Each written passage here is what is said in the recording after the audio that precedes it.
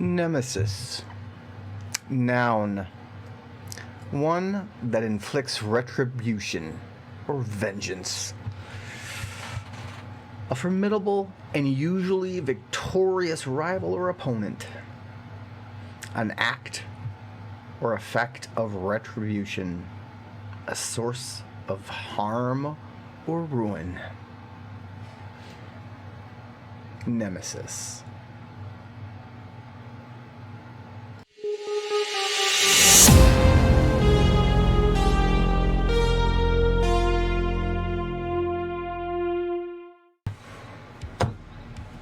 Children of the Fog, welcome to another part of my ongoing love note to Dead by Daylight. We are reviewing every killer in the game, starting from newest to eldest.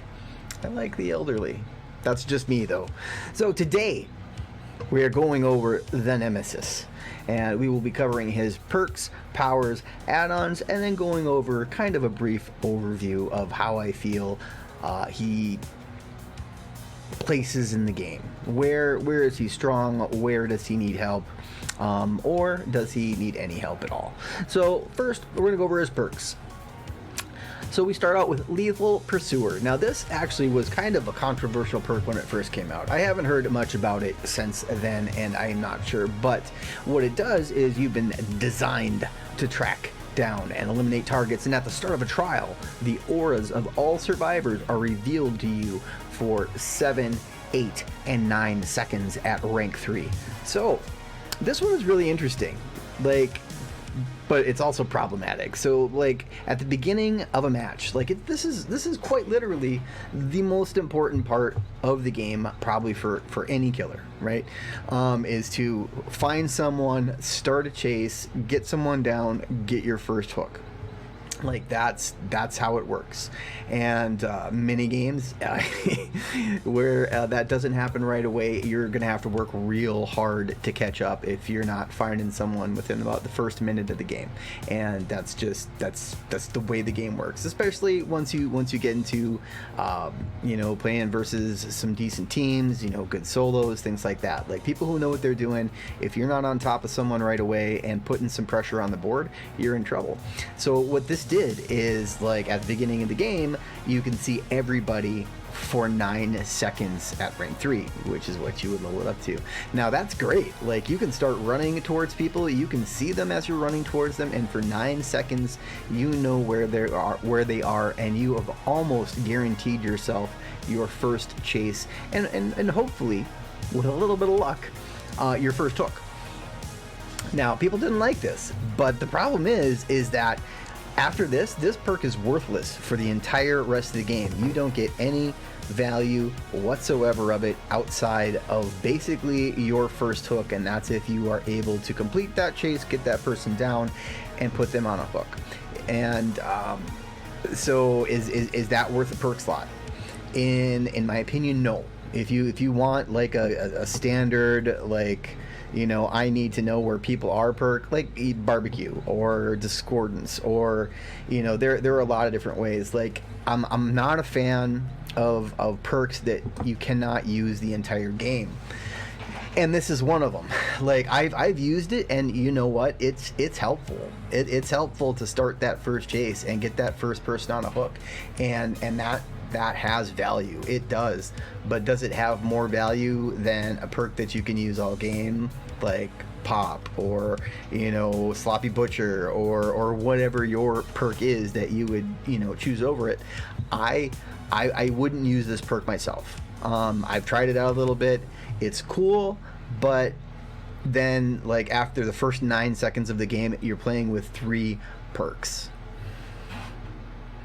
Corrupt Intervention, another temporary perk, but it lasts 2 minutes and it blocks the furthest gens. That 2 minutes is my time to shine, where I go in and someone can't just, jam out. 3 people can't hop on the furthest generator away from me and jam it out before I can even cross the field. And that is something that happens all the time if you're playing against coordinated people, or everybody spawns and there's a gen 10 feet away from them and they hop on it, it's done.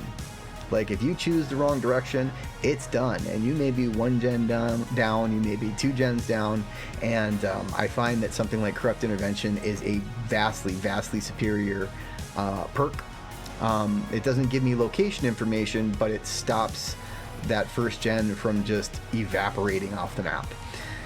This doesn't necessarily. Like, it'll help you get your first chase, but that's about it. And I mean, and that can be important. If you like it, run it, but honestly, it's nothing to write home about. People got a little crazy about it for a little bit, but the reality is very limited use. 9 seconds of value out of this perk. So for me, it's a pass. Next one, Hysteria.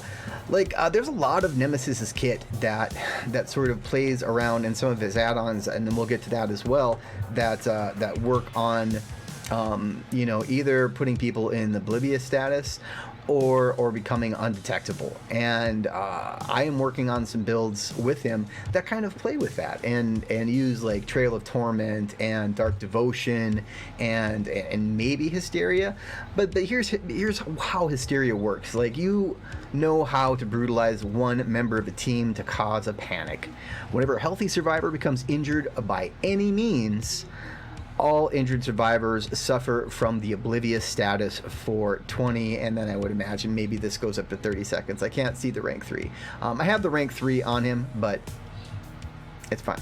Hysteria can only trigger once every 30 seconds, and that might actually be different once again at rank 3. We could take a look, but the thing is, like, this is not a bad thing. Like, if you want to keep people, you know, constantly, you know, in the oblivious status and be able to get closer to them, to start better chases where people aren't, you know, just hopping off a gen and hitting Shift W and running, and where like chasing them is sometimes not even an option, and the playing with your terror radius is very strong in this game. Like, stealth killers are very strong. Now, he's not a stealth killer, but using the appropriate perks, you know, you can kind of become a stealth killer, and that helps, especially since, you know, you're like 10 feet tall.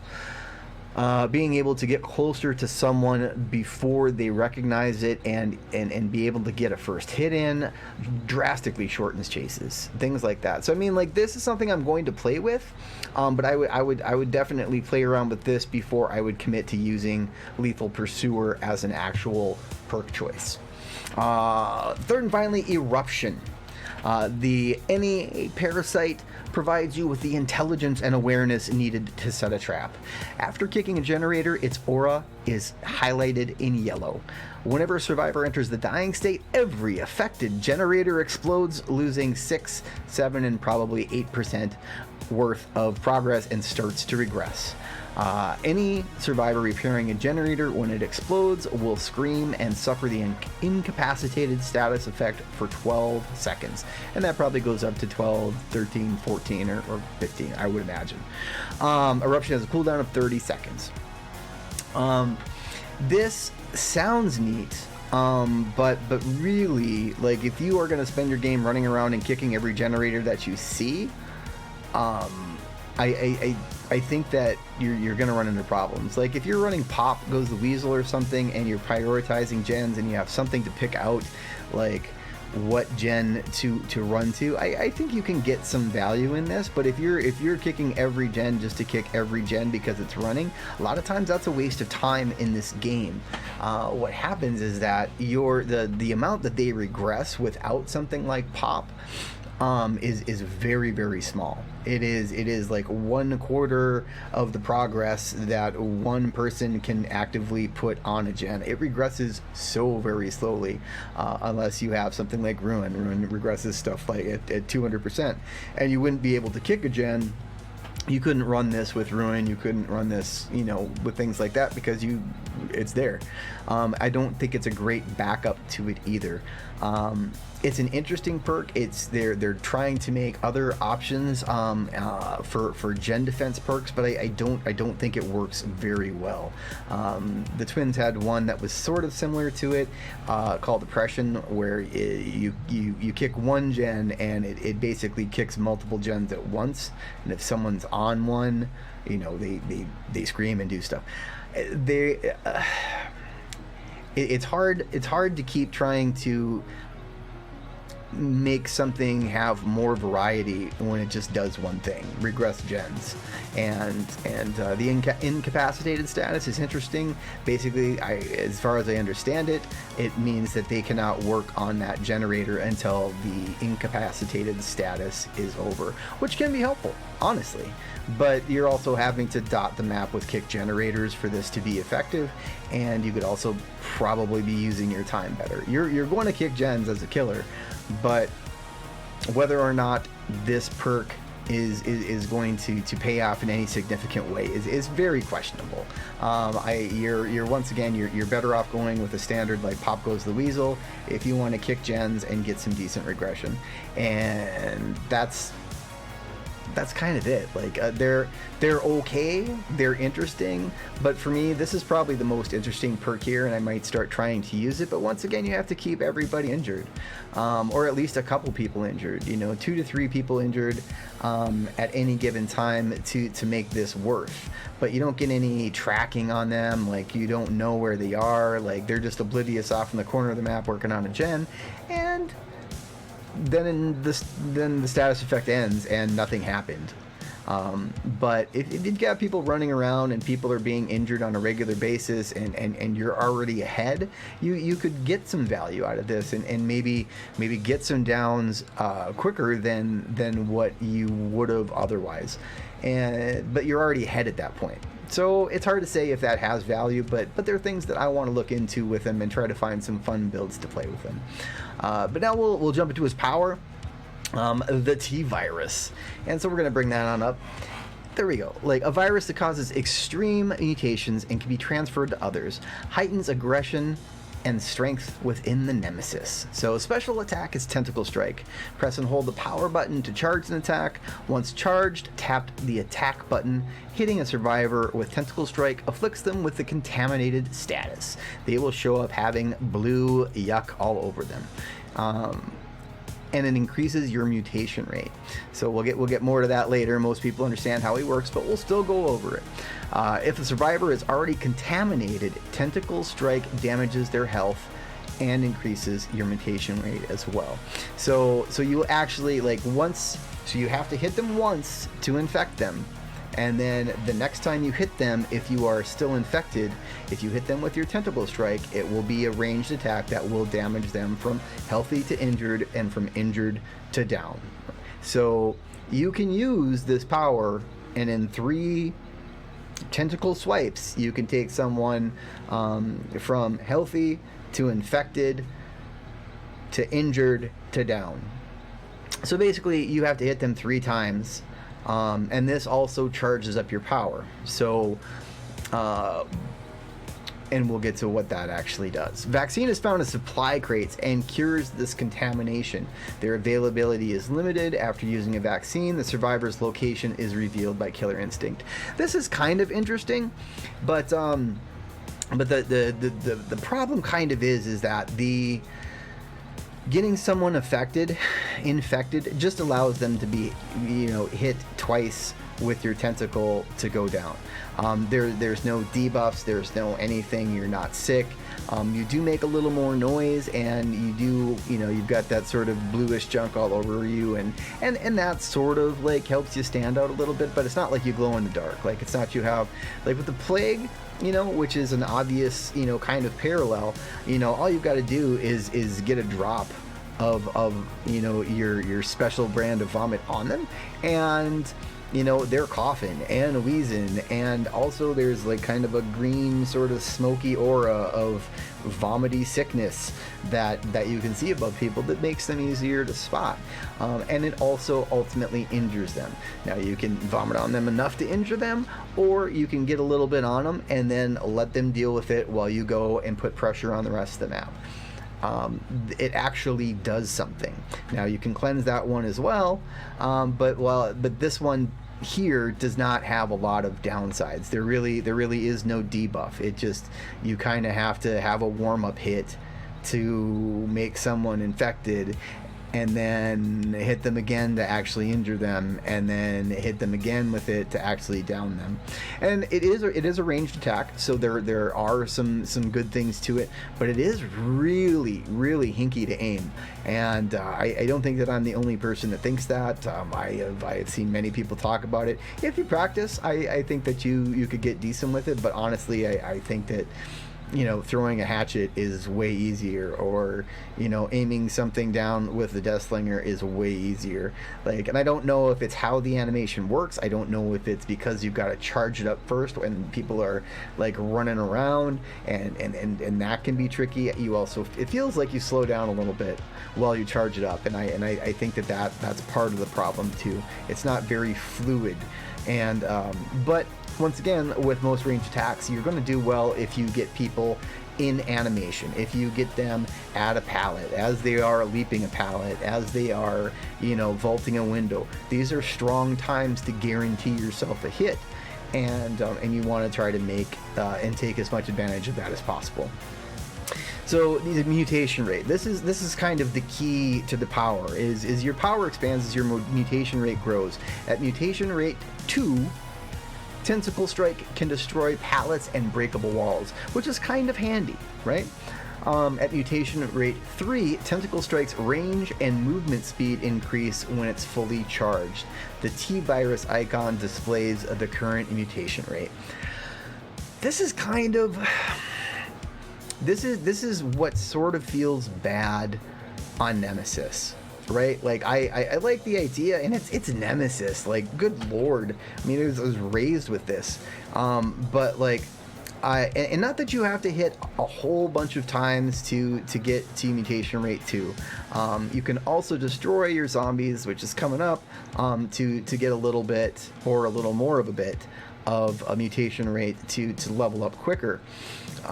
But there's a lot of times when I play where I'm choosing between just chasing people and actually getting downs and hooks, or trying really hard to hit with my stage level 1 tentacle, which is tricky at best, and it's got poor range, and once again, it's a little hard to hit. It's a very kind of thin line, and you have to be pretty exact with it.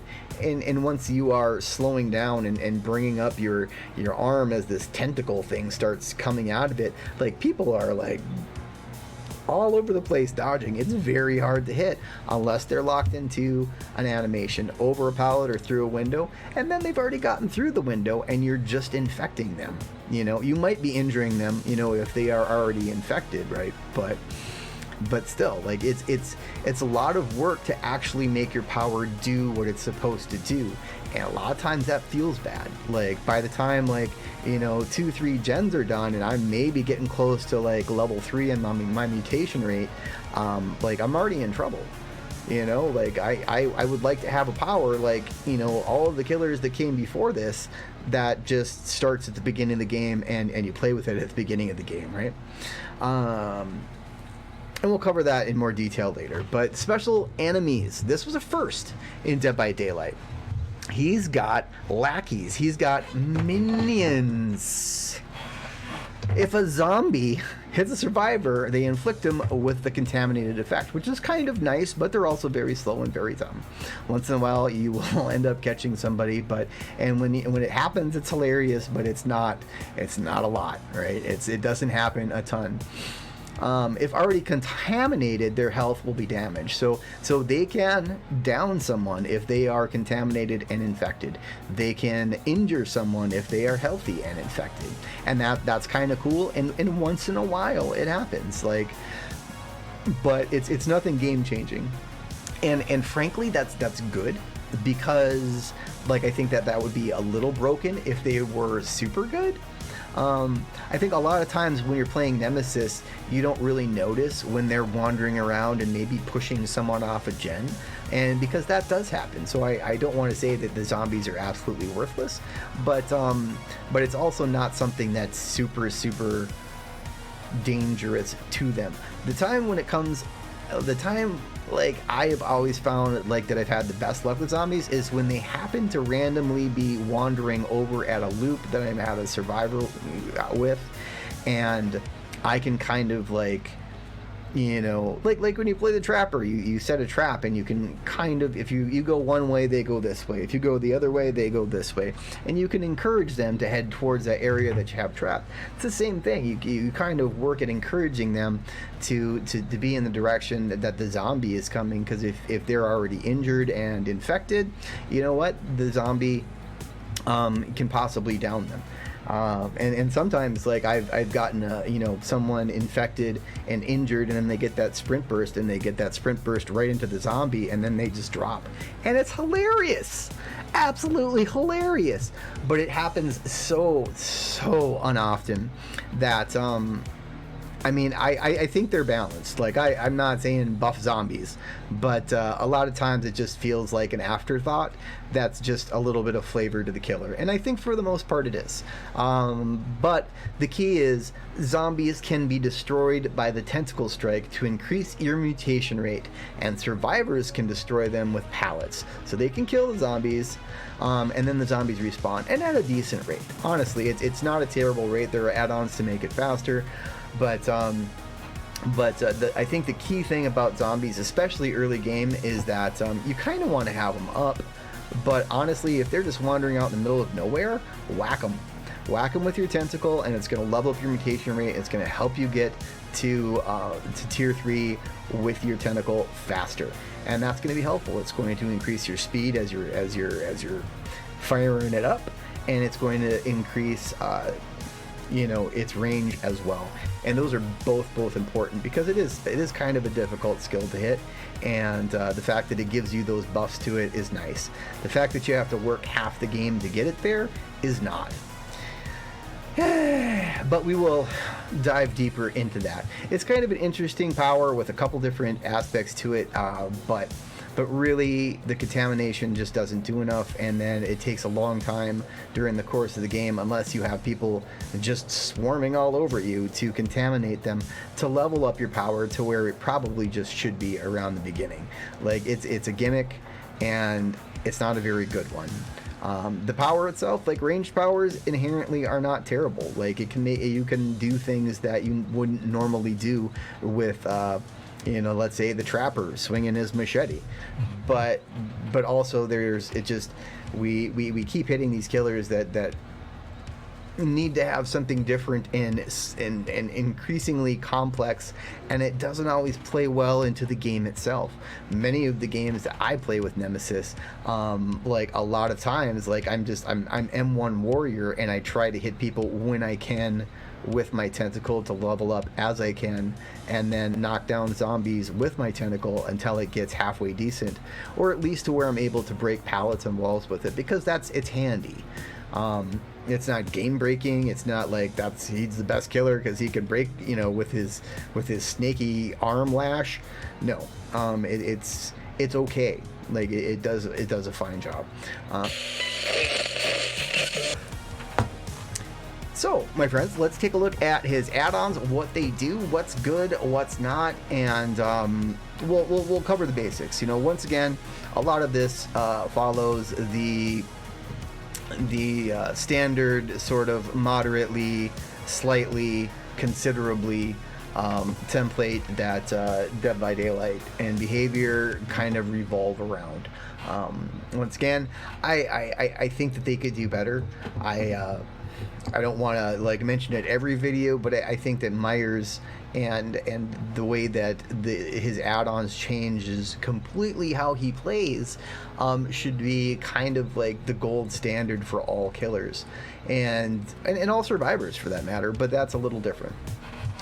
But allowing you to take a killer and their power and then do different things with it, you know, and kind of change the way that the killer plays with the add-ons that are involved, not just have something considerably helps or moderately helps or slightly helps and then stack those add-ons on top of each other.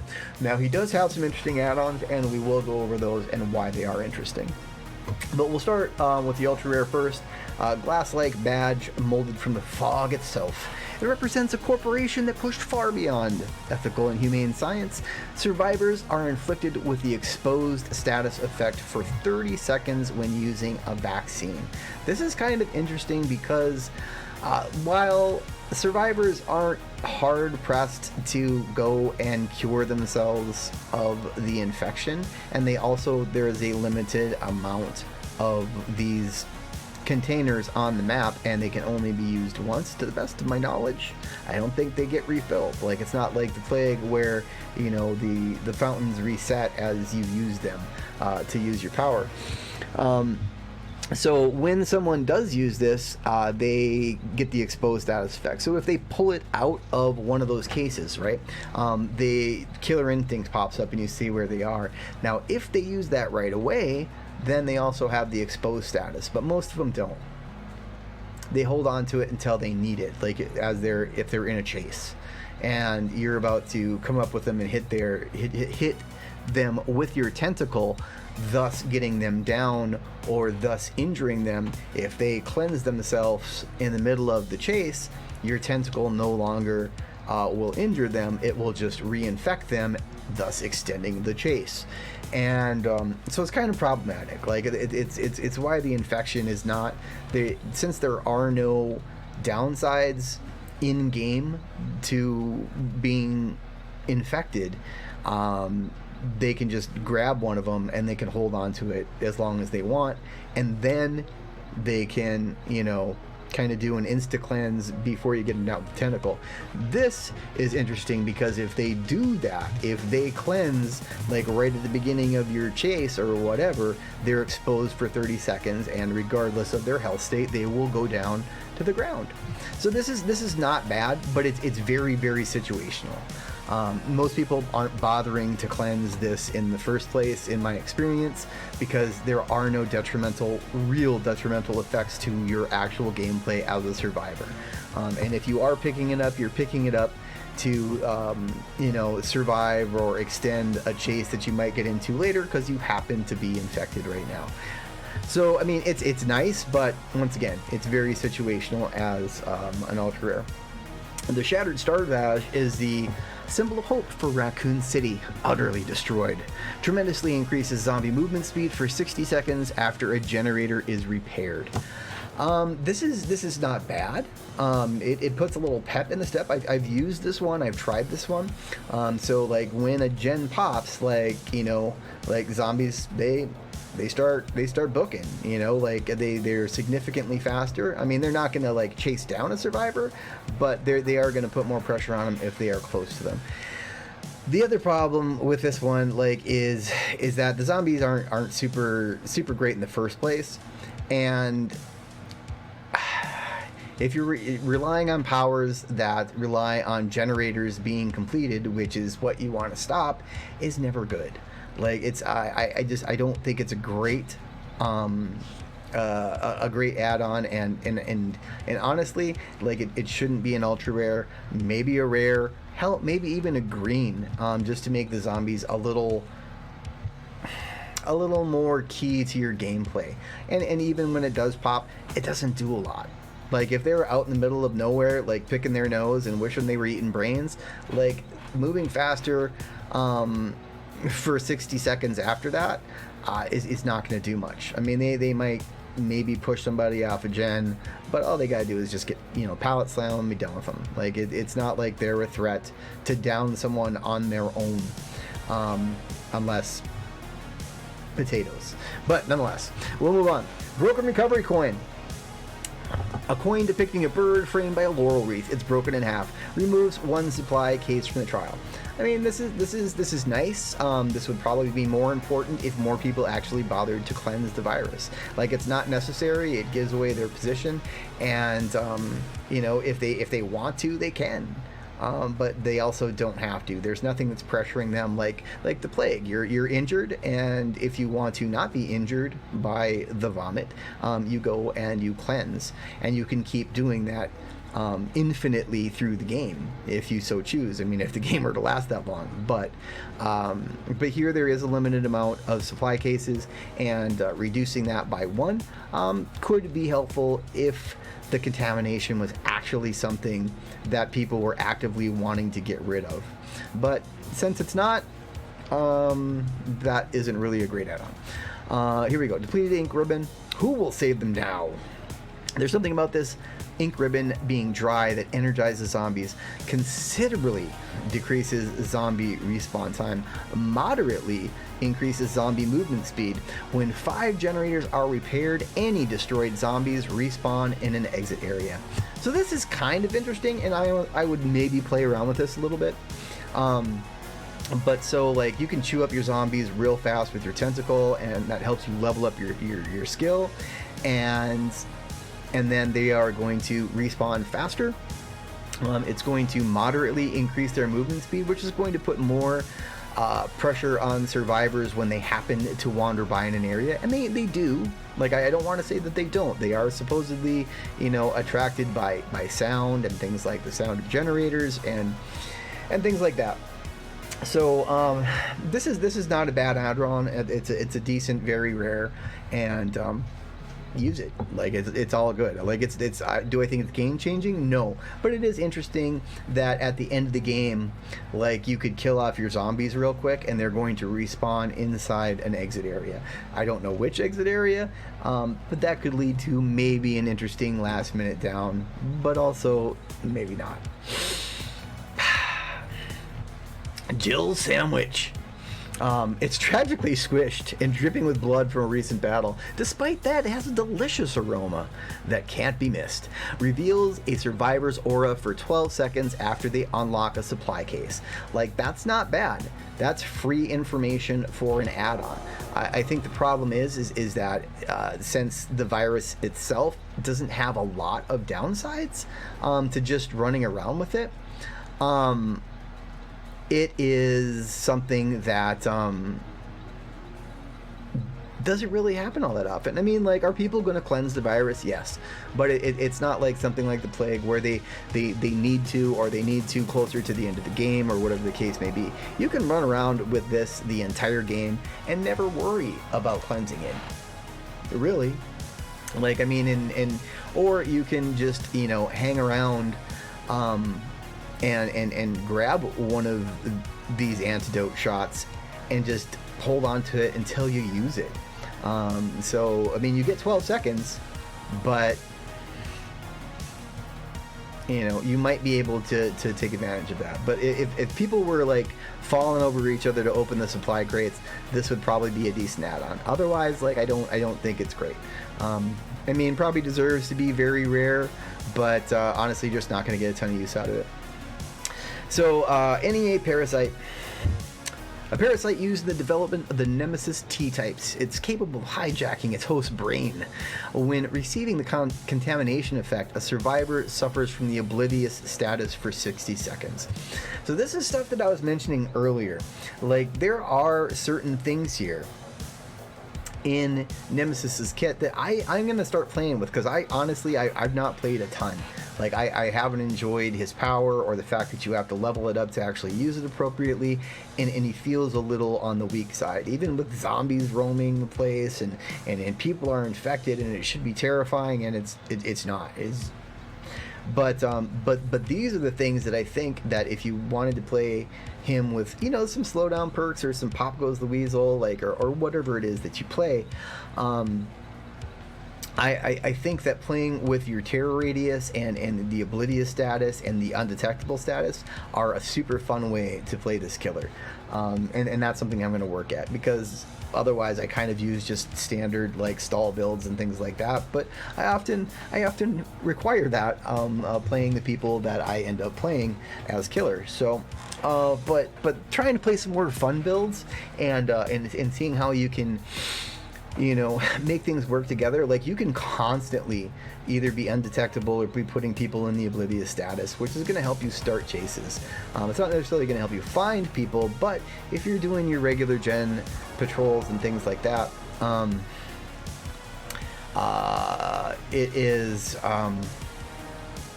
it's something that's going to benefit you. Like, I mean, you're going to see it. Like, if you're using, you know, Dark Devotions and things like this, you're gonna see some fun plays. Like, you're gonna have some surprising things where you sneak up on people and they're gonna poop their pants, and that's great. So decent, very rare. And we'll go with that, right? So, Liquor Tongue. A sticky prehensile tongue that easily wraps around anything it touches, moderately increases the amount of time survivors are hindered after being contaminated. Honestly, I've used this one a lot, and I don't notice the effect a ton, because they do, obviously, if you hit them and they're contaminated already and then you injure them, well, then they're injured. But the initial contamination doesn't seem to slow them down a ton. A little bit. Like, it's not like a reliable slow that I would use, like I would use the Clown, or like I would use Freddy's Pools, or even Pinhead's Box. Like, it's not that something that I would use as a tool to slow people down to get them down. Like, because I've tried it a bunch and I noticed just not a ton of difference. So it's there, give it a try, but I don't find it terribly helpful. Plant 43 Vines. The tangled remnants of a plant infected with the T virus. It killed one of the researchers who developed it. Considerably increases the time for survivors to open supply cases. Once again, these supply case add-ons like feel really, really bad to me, because the virus doesn't do anything of note. So people aren't always trying to interact with these supply cases, and that's sort of it's one of the many problems with his power, is like the cases are literally part of his power. I mean, you have it's like fountains, you know, for the plague. If you don't need to open up a supply box because like his chase is poor, and you know, you're infected and it's not bothering you or anybody else, and you can just shift W away, it's not going to be a big deal. So these supply cases, I mean, now you're also going to get like a longer killer instinct there, you know, like it's going to, you know, take more time for them to open the case, and that's fine. But there's a lot of add-ons that play around with the supply cases, and since survivors don't in general use a lot of the supply cases, it's not really a big deal. So there's a whole bunch of the add-ons that he comes with that are kind of worthless, and like, you're not going to get a lot of mileage out of them. Here's another one, much like this. A hormone that slightly relaxes the user for when stealth is required. Gain the undetectable status for 15 seconds when a zombie is destroyed. Okay, so this is super cool. Like, your zombies, you know, you use one of these add-ons that moderately like this one, and then we'll get to that. But playing with the undetectable status on Nemesis, I think, is super helpful, because you can use this one, and you can use Trail of Torment, Dark Devotion, you know, your slowdown perk of choice, and you can like constantly be undetectable by kicking gens and hitting zombies, and, you know, hitting the obsession with Dark Devotion. Or if you want to stack Hysteria on that as well, like when you down a survivor and anybody else is injured, they're going to get the Oblivious status. Like, playing with these, I think, is very interesting. I mean, it's not like, you know, high level MMR gameplay things, but I think it's a fun build for him, because he's just constantly invisible. You know, like, there's basically no terror radius, and you can have it at will, because the zombies are going to keep respawning. They don't have a lot of impact on the game, and while you're killing these zombies, you're also leveling your power, so it's kind of a win-win. And then when you pair it with something like this, moderately increases mutation rate from destroying zombies with its tentacle strike. and moderately decreases zombie respawn time. So they're going to respawn faster, and you're going to get more mutation when you knock them down. So it's like I go undetectable, I increase the mutation rate when I knock down a zombie, and they're going to come back faster. Like, really, this is a strong pairing for him, because the zombies don't do a lot. So if they're just feeding your power so it actually becomes good to use, and you're going undetectable, and you're using a perk or two to go undetectable, like as it is already, like, you're going to be very hard to track, even though you're tall. I mean, there's lots of walls in the game. Like, you know, you're going to be able to start better chases. You're going to be able to sneak up on people, and that's a huge thing. I think that's something that people should maybe play around with more with him, and I know that I'm going to. In between here, T-Virus sample considerably increases mutation rate when destroying zombies with tentacle strike. So that one's good, but this one does both at moderately and moderately. I always hate the terminology moderately, considerably, but this can help too. Like, you will get a big boost every time you kill a zombie to powering up your tentacle, and that's great. You want that. So that's a strong green. That's a very good green add-on. Is it the pair of those two? No, but if you don't have one of those, like, that one's just fine. Here, considerably extends zombie detection range.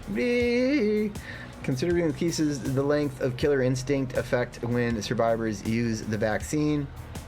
Once again, we've talked about that. We're talking about the supply crates and the actual use of the vaccine. I don't see a lot of people using it on a regular basis. And because it's not super necessary. And most of the time, if they are grabbing one, they're grabbing it and running around with it and using it if they need to. Moderately increases mutation rate. See, we're getting back to the browns and the yellows, where we're repeating, you know, previous perks. You know, moderately increases mutation rate when hitting survivors with tentacle strike. Now this is survivors instead of zombies, but sort of the same idea. That doesn't hurt either. That's a decent yellow. The faster you level up your power, the better. Moderately increases zombie movement speed. Not super worth it because they're not doing a ton as it is. Moderately increases mutation rate when destroying zombies. Like, so we're just going back. Zombie movement speed, yada yada. Like, oh, here, zombie aura turns yellow for 6 seconds after hitting a survivor. Once in a grand while, if you are running this, you will actually see it happen, because they actually get hit by a survivor. Because they accidentally run into them or super potato it.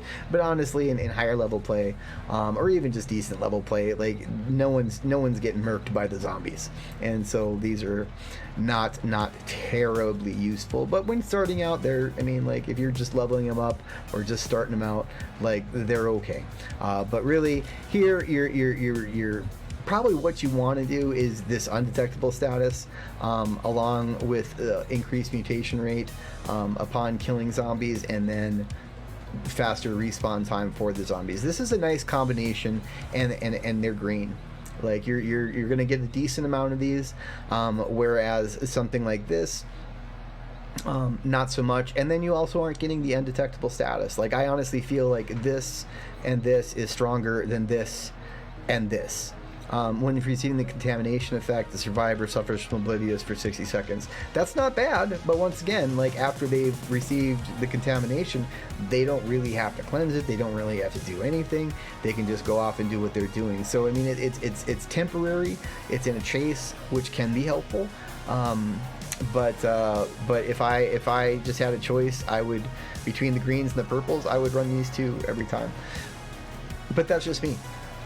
So that kind of wraps up, like, just an overview. I mean, once again, we have our standard slightly, you know, moderately, considerably, you know, kind of template that they're using. There's a couple interesting things here that work into, like, the undetectable status and increasing your mutation rate on your tentacle, which helps a lot, because the faster you get it leveled up, the faster, you know, you are going to be able to use it more appropriately, or at the very least, you know, if the game's going fast, where you can break pallets, or, you know, breakable walls, or get a little extra range, you know, to catch someone, you know, that is on the other side of a window, or going through a window, or whatever.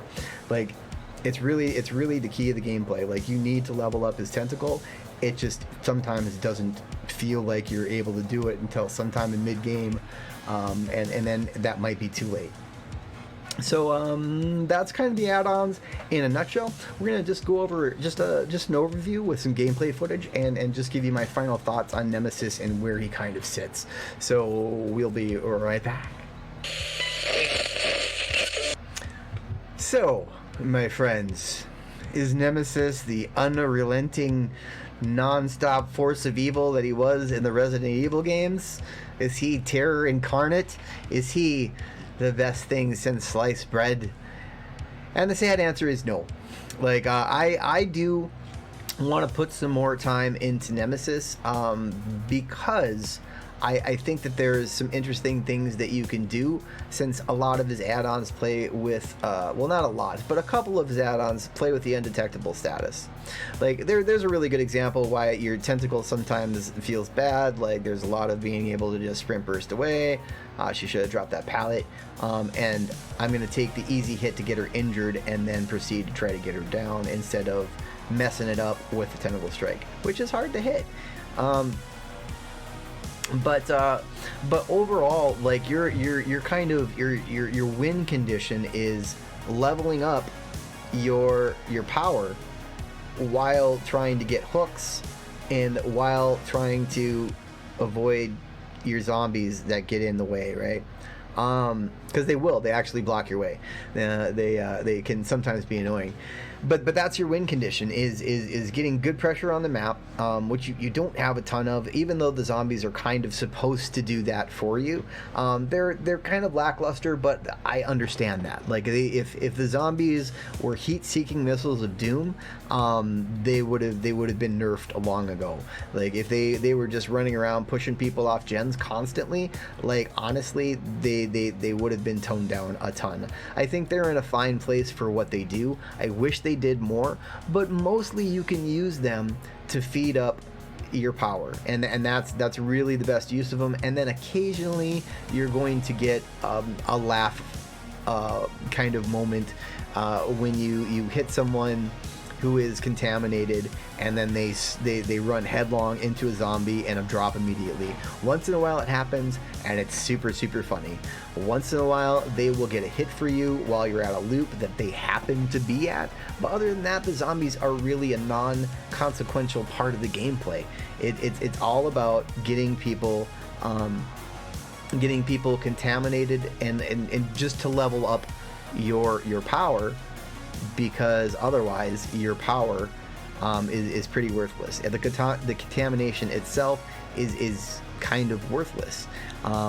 Once you're able to break pallets with your tentacles, like, that helps a ton. Like, that I mean, it's not a game changer, but it is nice. Like, see, like, she can just watch me while I'm doing that. I saw she was over there, so I'm spreading the love, right? Spreading the pressure on different people. But you can see here, like, I have only used my tentacle strike once or twice, and I am basically an M1 killer, because the opportunities that I've been afforded have not been great. And even there, I mean, I got stunned, which threw off my strike, but that's when you want to hit someone, when they're going over a pallet, when they're locked in the animation, but you also do not want to be close enough. She needed to hang in there and actually take that hit, but she didn't. The whole point of her standing there was to take that hit. Sorry, but that's kind of why Nemesis feels bad. Like, this is going to be a common theme with many of the newer killers that have come out, and I don't have to level up Huntress's hatchets to use them effectively. I have to refill them, but I don't have to level them up. I don't have to hit people multiple times or take my zombies out of the game, which occasionally provide entertainment and maybe some slight pressure, to level up something that I should just start off the beginning of the game with. Like, I get that it's flavor for the killer, but ultimately it just, you don't have time. Like, if time wasn't an issue in this game, that would probably be weird. I don't know what I would do as a killer, but adding adding extra levels to your killer's to-do list is tough. And that's why older killers that are more straightforward sometimes are vastly superior to the new killers that are coming out. And I'm not just talking about Spirit and Nurse. I'm talking about just playability. If I want to play the Trapper, all I gotta do is set my traps and know my maps pretty well, and then I chase people and I M1 them. Here, that's basically what I'm doing with Nemesis. And there are some games where I try to use the Tentacle Strike more, but a lot of times the opportunity isn't there, and it's very easily dodgeable, and so you spend a lot of time whiffing until you invest enough time to get very, very good at his Tentacle Strike. But even then, like it still feels bad that I can't start my power and just have my power at the beginning of the game, like almost every killer previous to Nemesis, right? Like that's problematic, and that's, I mean, you've got the same kind of thing with Pinhead. I mean, like he's got, you know, his power is a slow, and then it's a two-part thing with the chain hunt, which can sometimes be a little overwhelming, but it's also very easily counterable. And then you're left with kind of a mediocre slow that doesn't do as much as you'd like it to, and other killers do it better. The same thing with Nemesis. You've got a bit of a ranged attack, which can be nice to squeeze out that last extra thing, especially, you know, at pallets. You know, when people are in animation, it can really work out nicely for you if you have it leveled up. If you don't have it leveled up, it's very anemic, and it does not feel good to use, and you feel like you miss a lot. If you want to invest a lot of time into this killer, that's fine, but definitely think about it. Like there are killers that do the job better. Like if the killer's job is to get survivors down, and there are killers that do it faster and do it better without having to go through all of the rigmarole that is, you know, leveling up my tentacle. And so it's bigger, better, faster, stronger.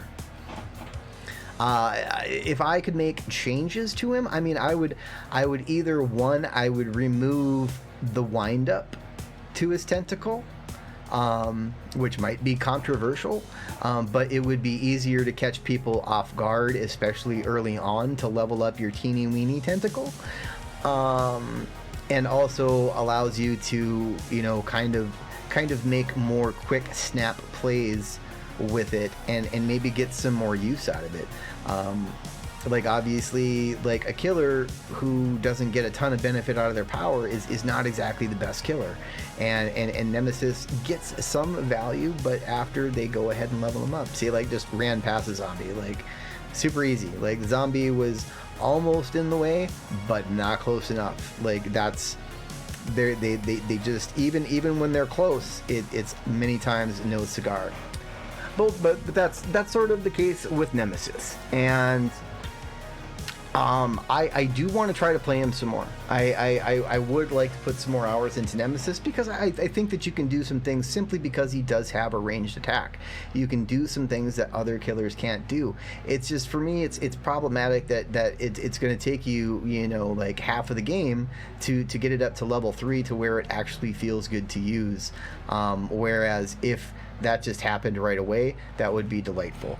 Like you can see here, you know, we've already got 1 DC, multiple people are injured, like there's crazy stuff going on all over. We're not playing high MMR with Nemesis by any means, but I have not even gotten my tentacle up to level 2. That's not going to fly against stronger teams. Like it's not gonna. If you enjoy Nemesis and you love Nemesis and you love Resident Evil, please play him.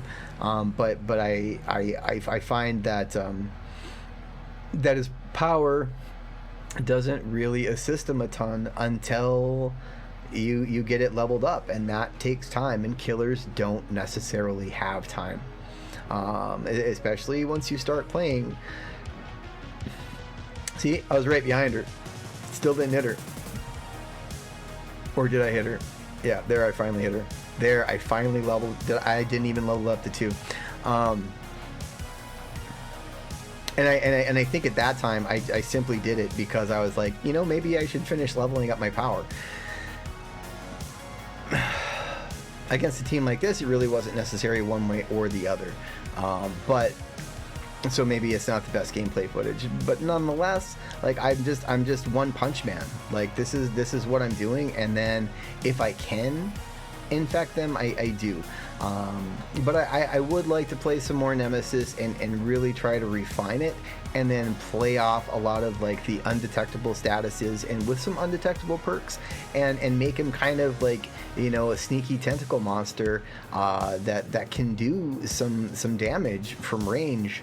Especially when, you know, someone is going through a pallet or going through a window. I mean, you can almost guarantee those hits because they're locked in animation. There's no chance to dodge it, and there's lots of windows and lots of pallets in the game and lots of opportunities to get that done.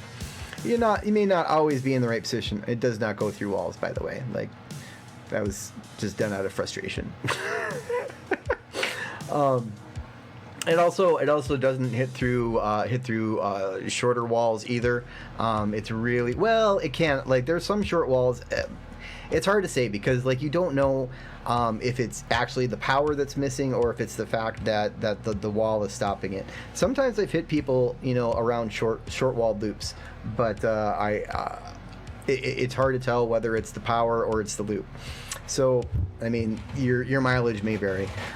But otherwise, at the end of the day, the killers that are coming out are problematic, right? Like they're making you try to do too much with your power. You've got to level it up from scratch. It's worthless right away. Like the idea of having AI zombies in your kit, like, is super cool, and there's some stuff that plays off them in your add-ons, but it's not enough. Like it's not enough to make it you know, come out and be like, hey, you know what, we're facing a Nemesis, like, we better get our crap in gear. It's not really the case. I call me elderly, but I miss the days when killers came out and just had a power, you know, and not to where you had to, like, you know, do backflips to get it to be your actual power, like, and that's kind of what feels bad. And I think that it could be better. I think they could probably adjust him, you know, or maybe work on the hitbox on his tentacle to where it felt a little more rewarding to play, but I don't think they will. I don't foresee that as a thing, and I think Nemesis is kind of where he is. You know, we're already on the next killer.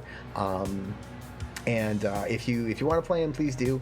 I don't have any real build suggestions because I don't really do that. Like I stick to kind of like a basic, like, 6 or 8 perks that I like on just about everybody, and you know, that's what works for me. But you'll find what works for you. But I do think that with the add-ons in his kit, and maybe using 1, maybe even 2 of the add-ons that provide the undetectable status, like Trail of Torment and Dark Devotion, you could maybe have some fun. I mean, like I think there's potential here for Nemesis to be a fun killer to do some stuff like that, because you've got a lot of pieces that play into that undetectable status, where you can be undetectable a lot with not a lot of work. You know, is that high level comp play? No, but I mean, like, most of us aren't going to do that. Most of us don't want to do that. And but for fun, for you know, like having the occasional game where you're laughing the whole time because nobody knows where you are, and you've gotten some super crazy gen grabs and things like that with the guy that's this size, I think that's fun. I think that could be rewarding. But otherwise, you know, practice his tentacle strike. Make sure that you're keeping it in the back of your mind to level it up, and you'll do okay. But sadly, another licensed character, and a lot of excitement, a map that rarely works and was disabled forever, and but just nothing special there, unfortunately. If I ever change my mind, maybe I'll make him a new video, but I think that's kind of my verdict on Nemesis. Like, I think that it takes too much for him to get going, and killers don't have a lot of time for that in this game. So So thank you guys for watching. Make sure to like and subscribe. Every Monday we'll be putting out a new killer review video for every killer in the game, sort of my love note to Dead by Daylight. And next week will be the Trickster. Yep. So stay safe out there in the fog. Much love from the old man.